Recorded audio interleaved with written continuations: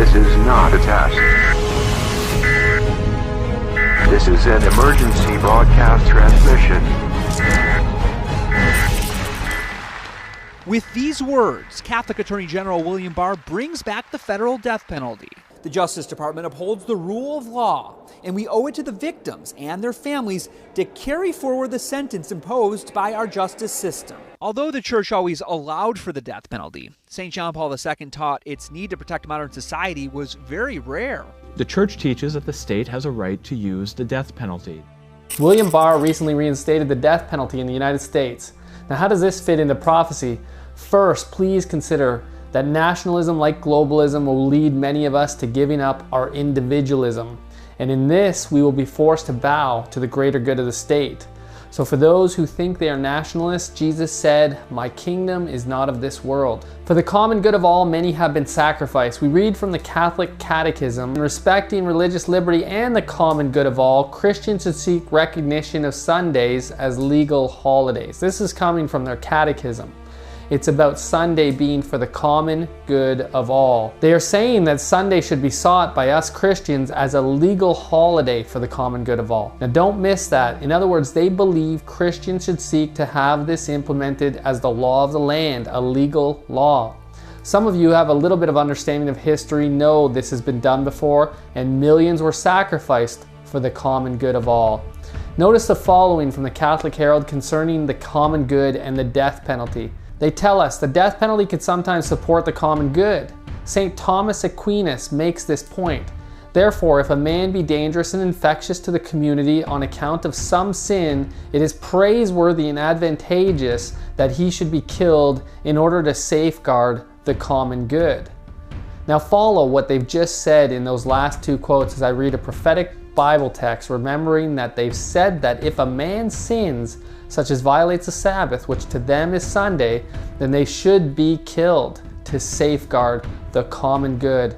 And where is this going? The Bible told us in Revelation 13:15 that he had power to give life to the image of the beast, that the image of the beast should both speak and cause, that as many as would not worship the image of the beast should be killed.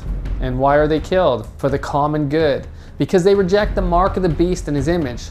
The beast being the Catholic Church using the secular power, and the image of the beast being apostate Protestant America turning back to the Catholic values such as Sunday and urging state power to enforce their apparently moral laws. We are told that of course the Catholic Church claims that the change Saturday Sabbath to Sunday was her act, and the act is a mark of her ecclesiastical authority and religious things. And the Bible continues in Revelation 13 by telling us that starting with apostate Protestant America, that he will cause all, both small and great, rich and poor, free and bond, to receive a mark in their right hand or in their foreheads. In a recent article from the Religious News Service, we read that Attorney General William Barr is by all accounts a very committed Catholic. He's a Knight of Columbus and served for several years as a member of its Supreme Board.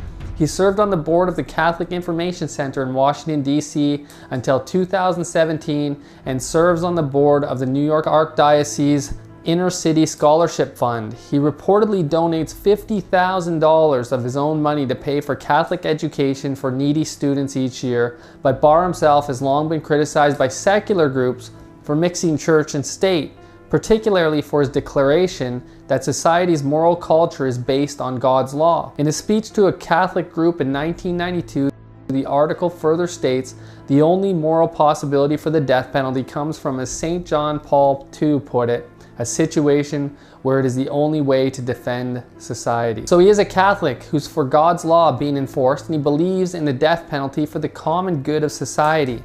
And just what is God's law that William Barr wants to defend? It's Catholic law, which according to the Catechism includes Sunday for the common good. See, this is straight out of the playbook of the papacy. It was just last year we talked about former Attorney General Jeff Sessions creating a religious liberty task force, and he asked Archbishop Joseph Kurtz to aid in implementing the task force. And then, now William Barr was appointed as Jeff Sessions' successor. The headline was that Jeff Sessions announces a religious liberty task force to combat dangerous secularism. In Googling the definition of secularism, this is what you'll find. The principle of separation of the church from religious institutions. So this is what it's saying, is that Jeff Sessions has made a religious liberty task force in order to combat those who believe in the principle of separation of church and state. And now William Barr has taken over his position, and this religious liberty task force is moving towards fulfilling these words in Revelation 13 that have so long been waited for. The Bible told us that when we see the church and state coming together as signified in Revelation 18, the woman committing fornication with the kings of the earth to enforce her policies, we are to stand up and give a loud cry, to shout against the fallen system that Babylon is, fallen because of her church and state union, and the call is, come out of her, my people.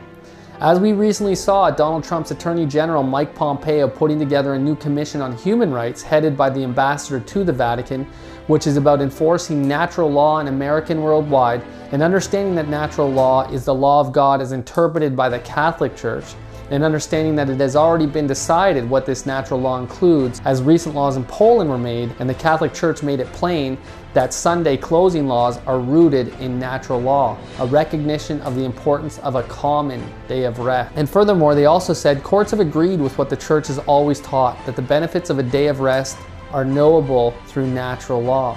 This coming from the National Catholic Register, an article about Poland making Sunday laws. Now, understanding that these things are coming to pass, the Bible warned us about, let us pray to God that His light may shine.